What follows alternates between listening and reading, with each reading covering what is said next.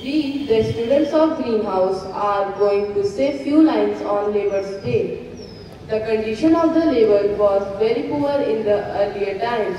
They were required to toil hard work for 15 hours a day. They suffered injuries and faced many other problems at their workplace. Despite the hard work put it by again, these people these people were paid much wages.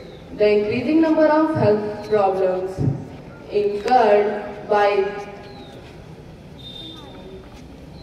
these people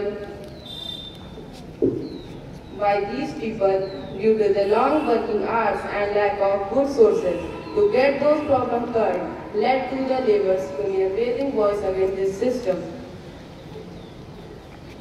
Agitated labourers formed a union that fought for their right for quite a while. Following this, the 8-hour work shift was set for the labourers and working class people. This is also referred to as 8-hour day movement. As per this, a person should work for 8 hours only and he must get 8 hours for recreation and 8 hours for rest. Labour Day has its origin in this movement.